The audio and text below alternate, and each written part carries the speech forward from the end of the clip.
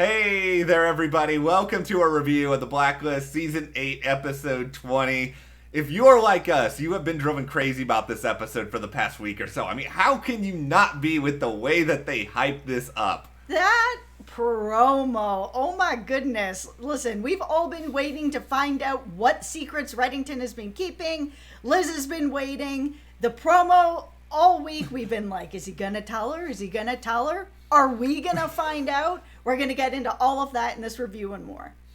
Before we do dive in, we want to thank our sponsor in Acorn TV because, we've talked about Acorn in the past here at the channel. We love them. They have so many good shows that just really run the gamut of genres, of styles. They come from all over the globe. And one in particular that we think you guys are really going to love if you love The Blacklist is The Drowning. It is dark, twisted, mysterious. It's gonna make you question a lot of stuff. Like, those are the things we love to do when we come on here and discuss The Blacklist every week. It is a 4-part miniseries, and we thought that we were going to sit down and just watch the premiere, and then the next night, the next one, the next night, the next one. That did not happen. No, that first episode completely sucked us in, and we ended up watching the whole thing in one sitting. It was really, really good. It sets it up right away that a mother thinks that her child has died, and years later, she thinks she sees them. The mystery is solid.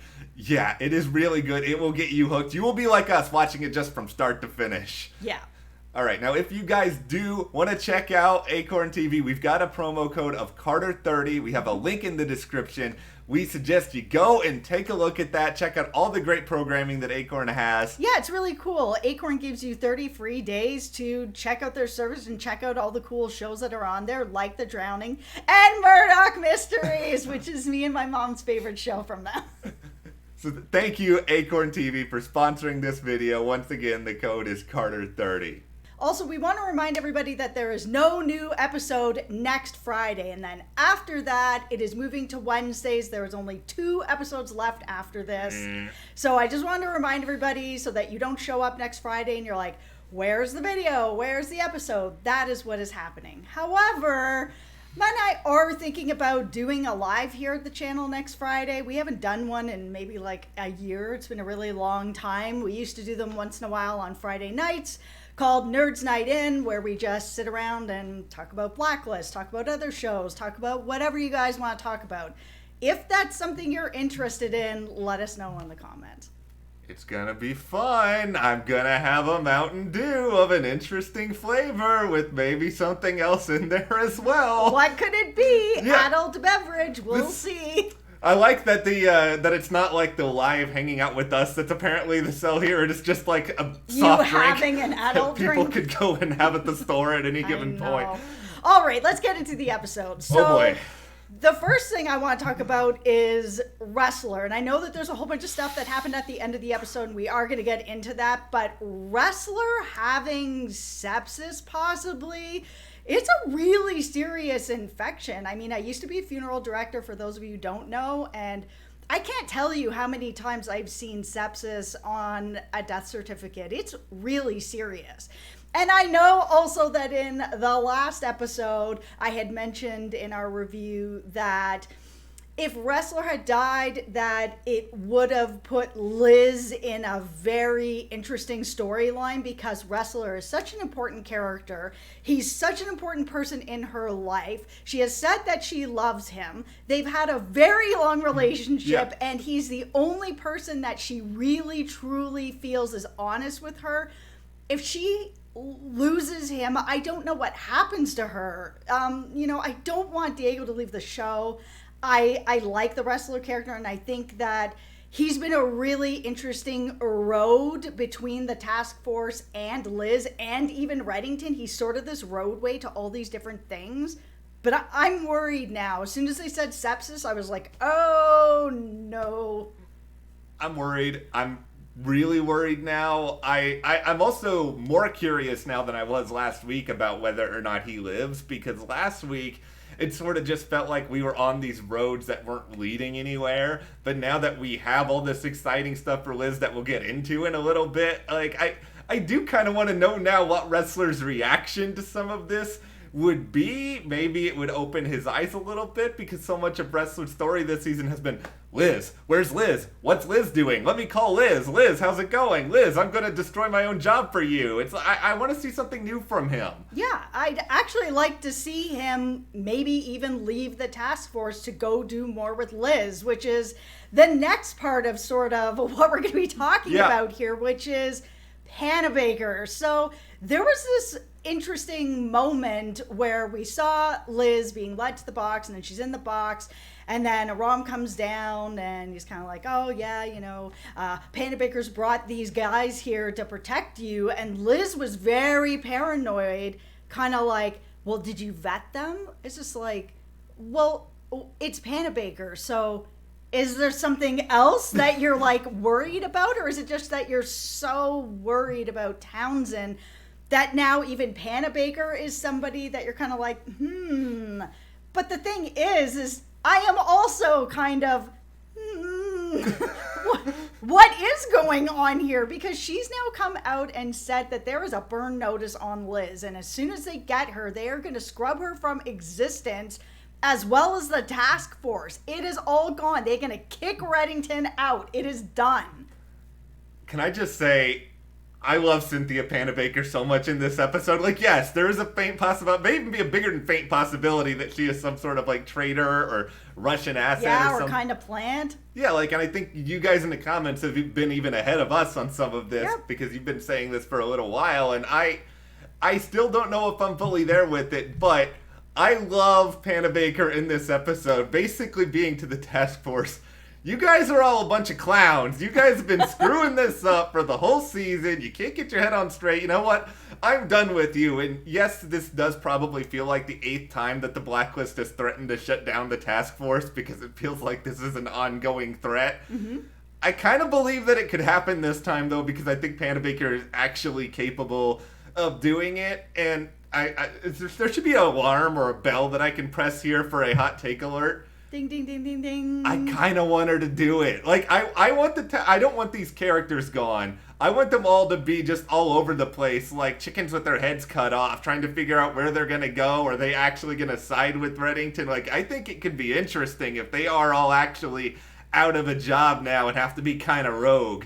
Here's the thing that has been one of my biggest complaints of the season is just that the task force doesn't have anything to do, because everything that's going on with Red and Liz is completely separate from them. Their only real purpose is to help Reddington when he needs stuff from them. They've all sort of been driving around this clown car, not really knowing what is going on. So if the task force is shut down, some of these characters may start to go and try to work with Liz, work with Reddington, maybe work on their own to do some other things. I think it could open up a lot of really interesting stories for them, instead of us being like, oh, they're showing up to a crime scene too late. Oh, they didn't surround the building and everybody got away. Oh, they're running after a car that is clearly also getting away. It's just frustrating. You know what's frustrating, but I loved it anyway? That they completely lifted the roof off of the entire freaking post office. It was so rad. It was so incredibly unbelievable that it happened this quickly. So good. There is no logic to it whatsoever, but I just loved every second of it. It was also interesting that Cooper was straight up, Reddington didn't do this. He didn't do this. He wouldn't do this. No way is he doing this. And he just went completely to bat for him on just pure, like, hunch. Cooper, you should know that you're at a buffet of L's this season. You just keep taking them one after another. Me too! So I took a giant L in this episode. I thought that we were going to see a situation where Reddington was going to be like, okay, Liz, I'm going to tell you the truth about everything. And then they were going to be in the box, and they were just going to close the box, and we would see them talking, and we would learn nothing. We actually learned some stuff, and I've never been happier to take a loss in my life. I love the last 10 minutes of this episode so much, and we have waited on this. We have built up the suspense. Okay, so we also just want to let you guys know that we do have notes up here because we don't want to miss anything. Yeah, there's... So if you see us kind of looking to the side, that is what is happening. We want to make sure that we're thorough. Yeah, because there was a lot of details in these final 10 minutes, which I think are great, are interesting. They give us answers. We are probably going to have just our own buffet of comment discussions about all of this. We're going to start, though, with the fire. Because the fire... We've been talking about this fire for a long freaking time at this channel, and one of the things that I have always believed is that there were a lot more people at the fire than we saw, because we never got a full picture. I've always wanted like a full-on flashback episode where we just like hit that rewind button and we see who all was there and what form. But based on everything that Reddington said, it is clear he was at the fire. It is also clear that there were a number of people at the fire, possibly including many unidentified parties. Now, this is very important because this is probably the most commented comment in the history of the channel, is people being like, this has to be the real Reddington because of the burn scars that are on his back that we saw kind of around the end of the first season. But okay, if other people are at the fire, that means there are a lot of people that could have had the burn marks on their back. I still... You gotta hit that bell again. Ding, Yeah. ding, ding, ding, ding. There are multiple people that are there. Yes. So, yeah, there are multiple people that probably have burn scars. Yeah, so I don't think that necessarily means anything. I still am on the hill that this is the real Raymond Reddington. I have wanted to believe this for a while, but let's not treat this as gospel. Okay, so we know about the burn scars. Yes. Now we know about the scar on Liz's hand that the show forgot about for about 5 years before suddenly bringing it up again this season. Yes. So, okay, she's got that little Y-shaped scar. I don't remember what hand it's on. Doesn't matter. Okay, Reddington is on the plane, and we kind of focus down at this part of the map in Riga, Latvia, sort of circa that area. It sounds as though he modeled sort of everything that's going on off of the shape of Liz's scar, and that this is like seared in his memory, and he saw this on a map and was like, I want to build something important here because it reminds me of my pain. I don't know if this is heartbreaking or just so boss that I cannot even fathom it. It is both. It is a 10 out of 10 for Yes. this idea that he modeled everything on this scar and this pain and wanting to remember this project and what the meaning is behind it. I loved that reveal. It was so good. It was so unbelievably personal. It is such a reminder of, no matter who Reddington is, how much he does care for Liz. It's almost like the proverbial, Nike swoosh, where he's got this scar. It's on this area where the base is, or whatever we want to call it. It was on that box way, way back when, in the early days of the show. So Boken Camp, you have been consistent with that. We can argue about if you've been consistent with other things. I still want to know about that freaking house Reddington blew up. I know. But that clearly is hugely important to everything. Okay, so speaking of who Reddington is, it's been pretty clear that he's N13. He all but admitted it to Katarina. We'll talk more about that at the end of that other episode. He has now said it straight out. Yes. She was like, you're N13, Reddington. Yes. So that's the end of that. Yeah. He is N13, but he was a little more clear about it. Yes, I am N13, but he did not steal the 13 packets of blackmail. They were given to him as a gift. And they were given to him as a gift by one of Katarina's closest friends and colleagues, likely Ilya. It's got to be Ilya. I mean, how many friends does Katarina have? We don't know. She could be really popular. Okay, you see... No, it's probably Yeah. Ilya. I hope it's Ilya, because at least that makes sense why they spent so much time on this dude. They, kind of showed him obsessing over the archive, Yep. and he just sort of, vanished. I want to know where all these people are, by the way, that had just vanished from the show, like Ivan and Ilya. Yep. Are they all buried within this sort of, whatever this is, where Reddington opens the door, and there's, Ilya and Ivan are, drinking a glass of wine together, hanging out? That whole bunker scene was just so cool. And the whole, opening the door and being like, this is the real Blacklist. What is behind this door? I cannot wait for the next episode to know what is in there. Is it like an underground city? Like, yeah, are all these people hiding out in there? Like, what is in there? I loved the writing of the last 10 minutes because it was like so emotional, but at the same time, there were like so many little delightful callbacks. And I got mad here and there because Reddington was sort of being like, and I am about to tell you the truth. Oh my God, all from before he even got on the plane. They're in the car. I'm about to tell you the truth. Now we're on the plane. Oh, you're going to have a water while you get the truth? Oh, you've been asleep for 8 hours. You ready for the truth? I'm like, get off the plane, Red. Like, come on. Wrap this up. Yeah, and it was like 30 minutes away from Latvia or whatever when he started talking. I'm pretty sure it's a more than 30-minute flight from the East Coast to Latvia. I think that takes... What were you doing the other couple of hours?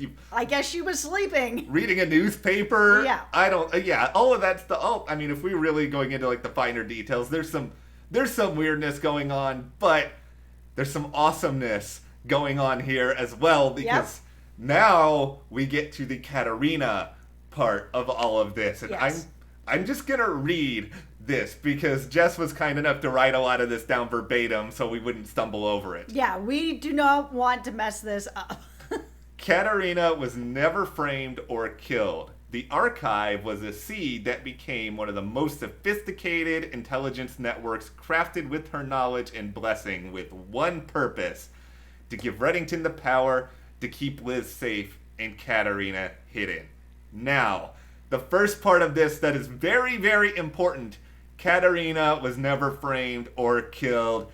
That woman was not Katarina. Ding, ding, ding. Hit that bell again. And there was so many people out there in the comments. I mean, we talked about it as well. Yeah. That the idea that Katarina was not the real Katarina, and that, you know, the real one was maybe hidden, which is something that you've said in the past. Yeah. But, I mean, is it possible that she is still the real Katarina and he's, you know, tranquilized her and hidden her? We haven't seen the real Katarina yet. Yeah.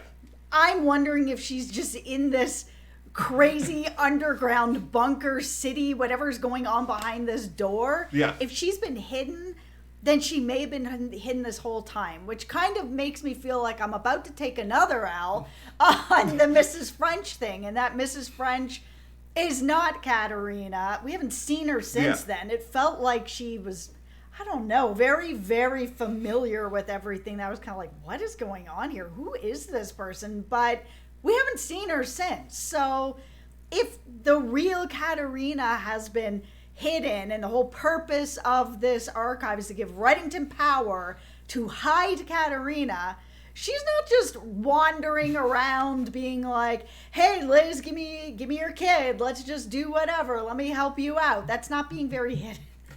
Okay, here's the thing though, and this is probably true in life too, but in the Blacklist in particular, there are a number of things I want to be true, but I can't fully rationalize them, such as the idea that I do want this to be the real Reddington, but I can't rationalize everything with the DNA and the bones and all that sort of stuff just yet. It's like, I can't rationalize fully that this Katarina who died was an imposter, because who in their right mind would want to impersonate Katarina? Like, that does not seem like a very good job. We were introduced to the whole Serenoid thing, so it is possible that maybe she was Katarina's Serenoid.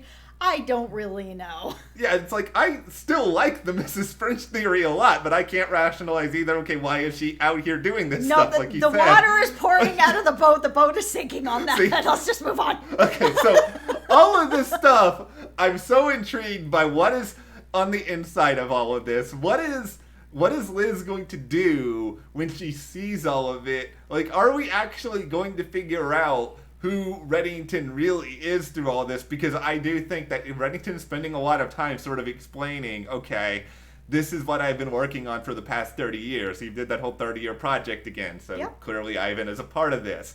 However, at no point did he say in any of this, I am going to tell you who I am. So that is the secret I don't think we're going to get an answer on, at least not yet. No, and I'm okay with that. All I've wanted is some answers. I don't need everything right away, or there's no more show, and I really don't want no more show. So you want to give me a little bit of stuff, that's cool. You want to keep that mystery, that's fine. I'm just so excited. I'm so gobsmacked that we got something, because I can't believe it. I will peek behind a curtain for everyone for a minute here, because about 40 minutes into the episode, I started devising in my head a rant I was going to come on here and do about the promo, and I was going to be like, listen guys, it's NBC's fault for putting that there. It's not the Blacklist fault. Don't get mad at the Blacklist that NBC wants to screw all of you over, but they actually did come through. The promo department came through. I don't trust them. They have led me astray so many times this season that as soon as I saw that promo, I legit was like, oh, here we go again. Yeah. You guys are putting me in the back of the clown car and you're going to drive me off to Clown Island and drop me off. So I was just not having it. But they came through. You'll be happy to know, I hear that Cooper is actually at Clown Island right now with the martini, and he's just waiting to serve it to you, because it's not like he's going to have a job anymore thanks to Panabaker anyway. It was very interesting when Liz turned herself into him that he said, if I really believed that Reddington can sort of hide you away and keep you safe, I would turn the other way. And I was just kind of like, would you though? Or are you just saying that so that you can be like, but he can't, so you should surrender yourself? I'm like, okay, I don't know what you believe, or if you're just manipulating Liz into doing this. This is why I can't figure out at times if Cooper is just kind of losing it, or if he's some sort of weird savant where he's just sort of... That second one. That's why I think Cooper is one of the best characters on this show, and I like him so much. As much fun as I've had at Cooper's expense, I love him. I love Harry Lennox. I love almost every character on this show. Because they feel like my family at this point, you get mad at your family sometimes, right? Okay, so here I'm going to get mad at Aram, and we're going to get into the issues that we had with this episode. Okay. And Aram is someone that I really like, so it's paining me to have to say this.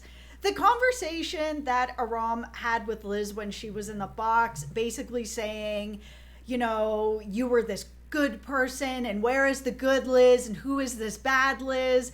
I was just kind of like, come on, Aram. You are working in a task force with people who are people. People are not all good or all bad. People are everything. You're going to have good moments, bad moments. Some will lean more good, some will lean more bad. You work with Raymond Reddington, who is the epitome of good and bad. He'll kill people, he'll steal, he'll do whatever, but he's also a good person with a good heart that cares about people. You can't be surrounded by people who live in gray areas like Cooper, who's your boss, and then judge Liz by a completely different stick where she has to be all good and she can't be this bad Liz. They're two different people. I was really glad that she said, listen, I'm not only one or I am both. I'm a human being. So yeah, there's going to be both of me in here. It was a little bit strange to hear him say something like that. I think they've slipped with Aram this season, and I hate to say it because Aram I relate to him probably more than any other character on this show, but Aram did take Reddington's money and basically just hold it for ransom after everything that happened with Samar. I mean, he did, granted, he didn't necessarily break the biggest laws known to mankind with Elodie, but he still broke some laws with Elodie. Aram is not innocent. Aram, is he just stuck that Liz ate his croissant? Is that when he officially decided, okay, you are bad Liz now? Yeah, it is just very strange to me that he sort of put her in this situation where she can only be one or two things. She's all good or she's all bad, and it's just not true.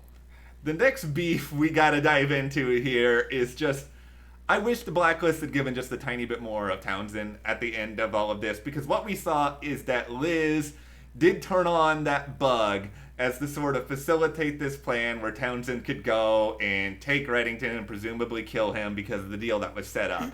However, I don't think this was necessarily intentional on Reddington's part. Reddington was just let's get on board the plane, and then they got on board the plane before Townsend could do anything.